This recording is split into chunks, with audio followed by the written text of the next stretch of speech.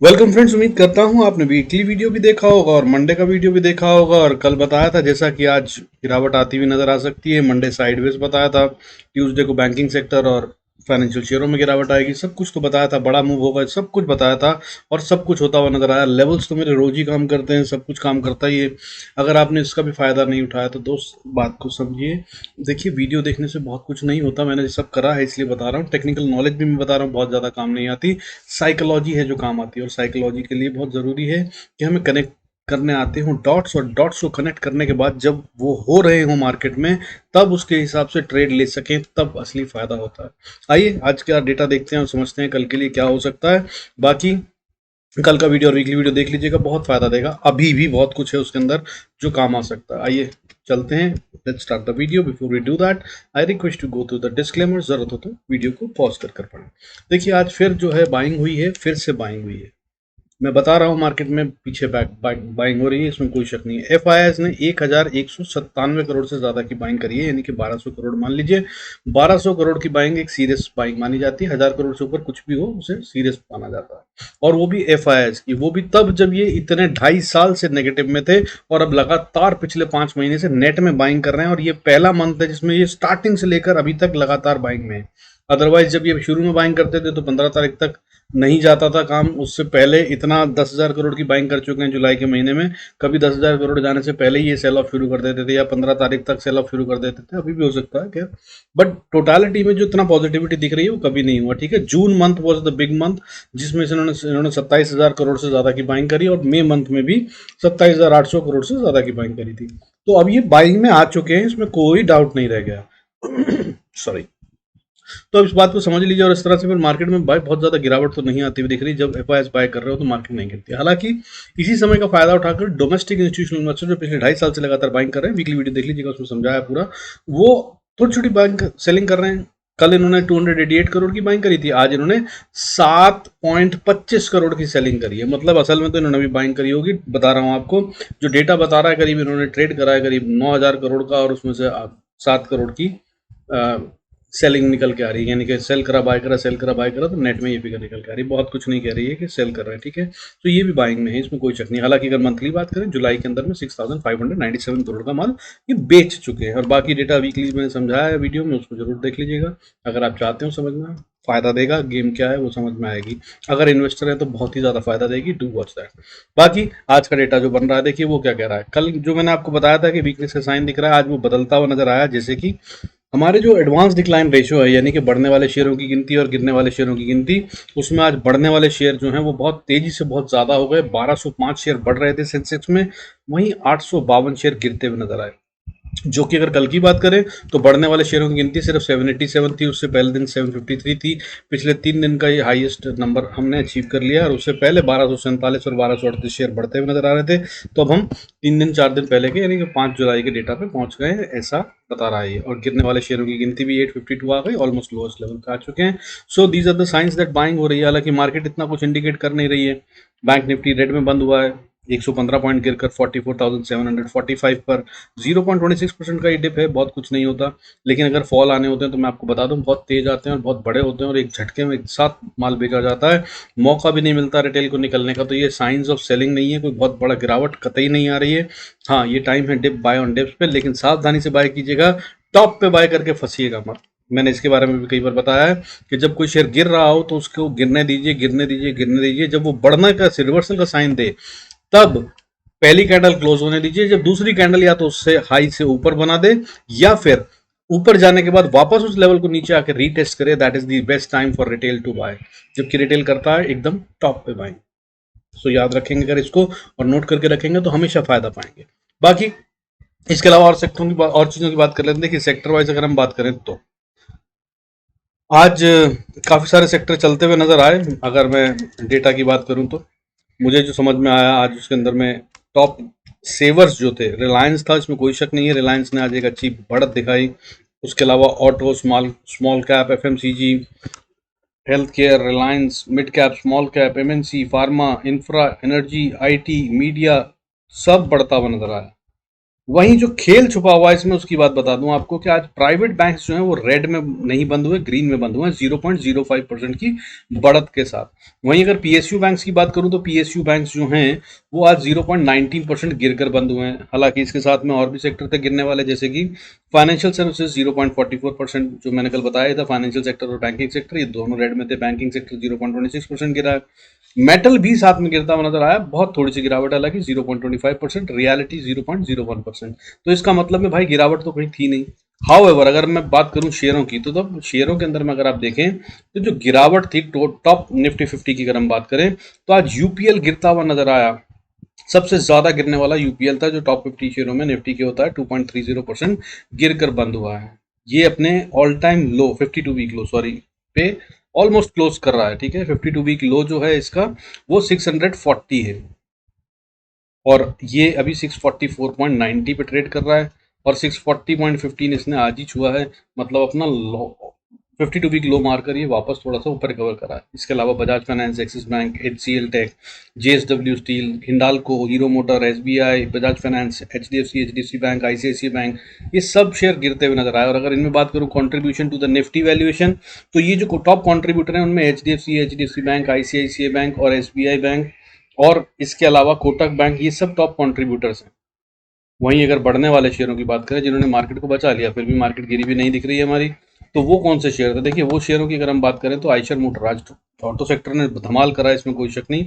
और जिसके अंदर में आयशर मोटर, टाटा मोटर्स, मारुति, ये सब चलते हुए नजर आए। इन तीनों ने मार्केट को बहुत अच्छे से कंट्रीब्यूट किया और ऊपर धाएं धाएं करके मार्केट को ले गए। हालांकि इसके अलावा अगर आप बात करूं तो टॉप गेनर जो था आयशर मोटर था 2.78%। उसके साथ में ही सन फार्मा भी, जो कि अपने ऑल टाइम हाई को छूता हुआ नजर आ रहा है, वो भी आज अच्छे से बढ़ा 2.77%।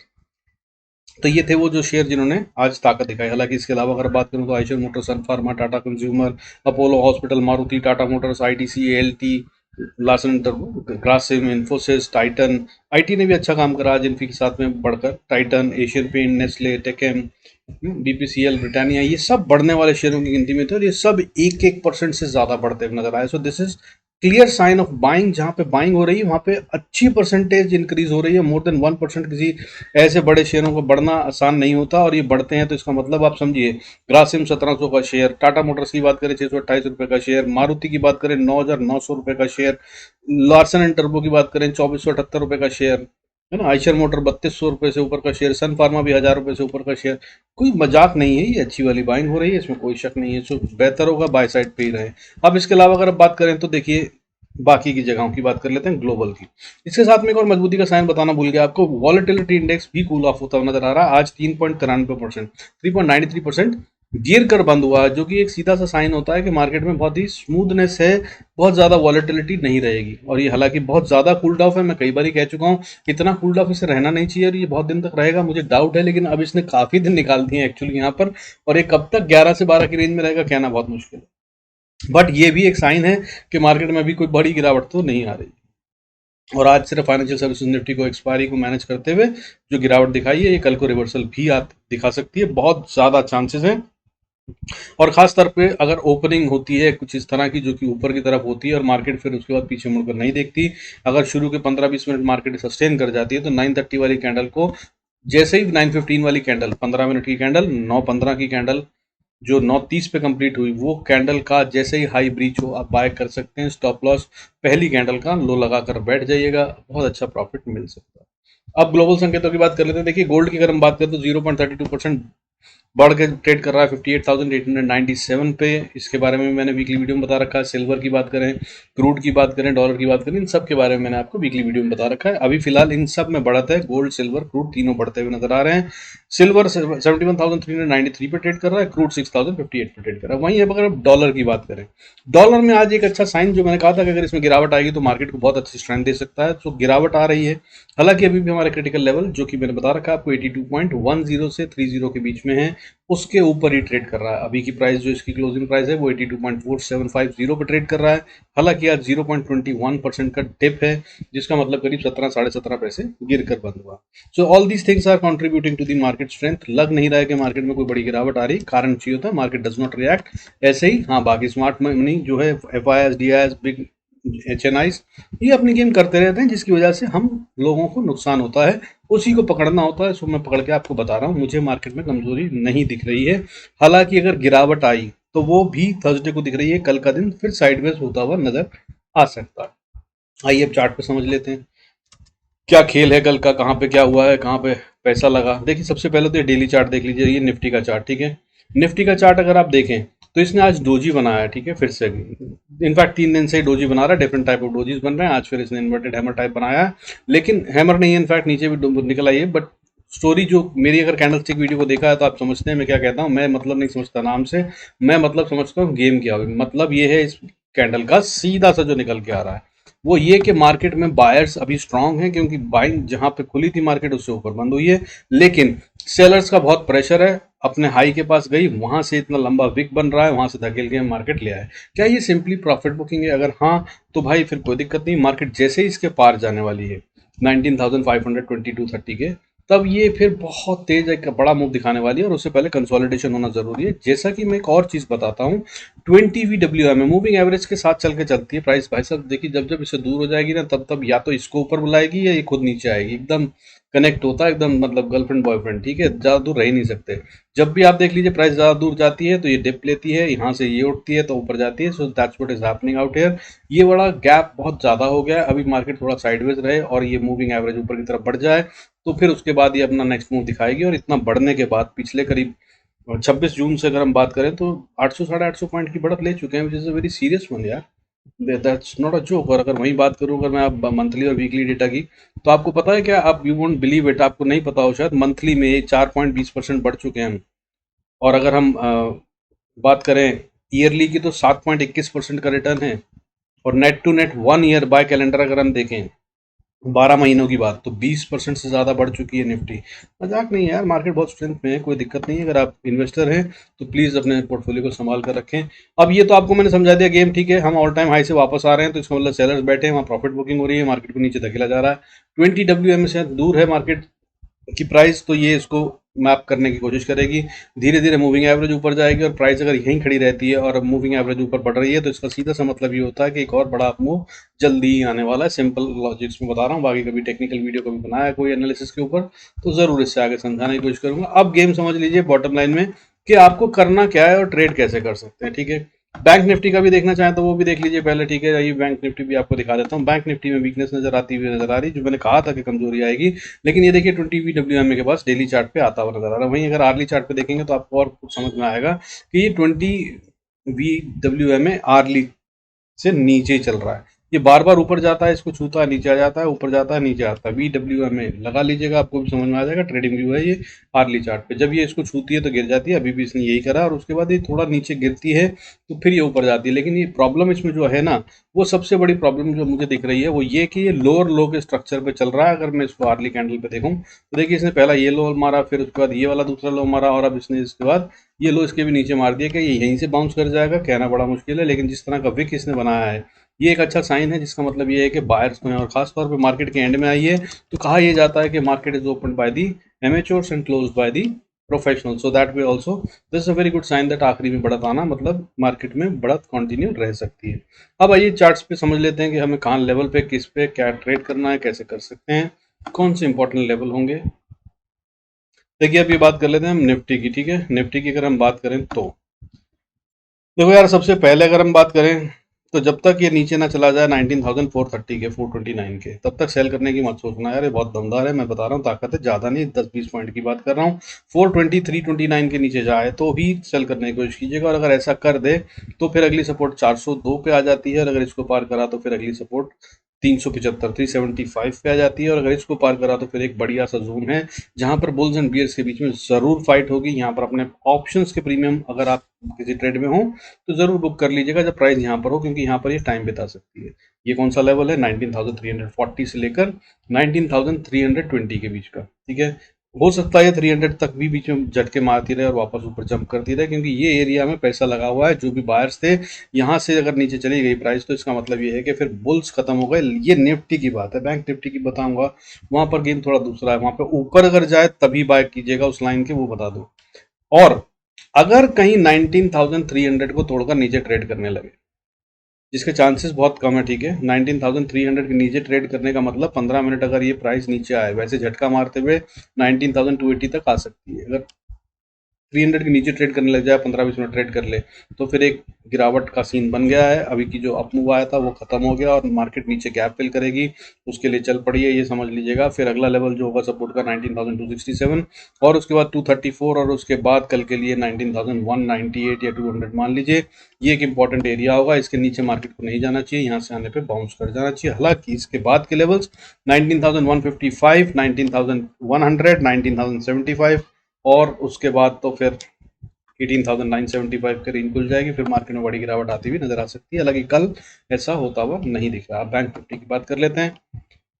देखिए, बैंक निफ्टी की बात करें तो बैंक निफ्टी जब तक पार ना करे 44,845 को, तो भाई बाय मत कीजिएगा, ठीक है। बाय तभी बनेगा इसमें जब 840 50 के ऊपर ट्रेड करेगा।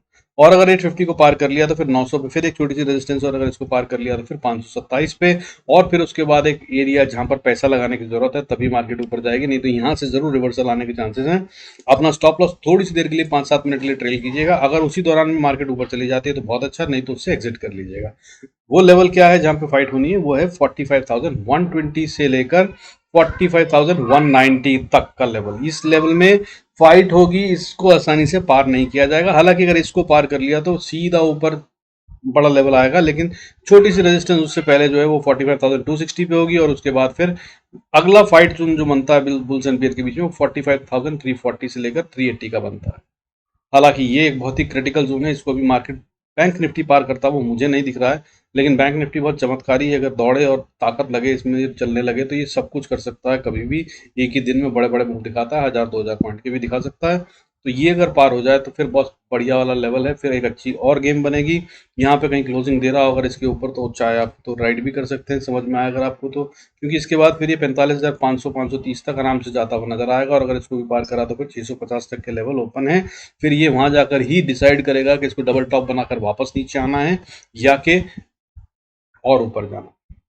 हालांकि कल इतना बहुत होगा, इससे ऊपर नहीं जाएगा। अब नीचे के लेवल्स की बात कर लेते हैं। नीचे के लेवल्स की बात करें तो मेरी समझ से जो है ये अभी वीक है और सेलिंग में है। अगर ये 44,780-90 के नीचे ही ट्रेड करता रहता है तो इसमें सेल ही बनता है, सेल ही का ट्रेड पूजिएगा तो बी बेटर। हालांकि सपोर्ट जो है वो 700 पे भी है, और उसके बाद फिर 620 पे है, और उसके बाद जो असली एरिया जहाँ पर फाइट हो सकती है, जहाँ पे बुल्स या जहाँ पे बायर्स बैठे हैं, वहाँ पे फिर से फाइट हो सकती है, वो है 44,530 से लेकर 44,400 का एरिया। ये 150 पॉइंट के बीच में मार्केट काफ़ी टाइम बिता सकती है।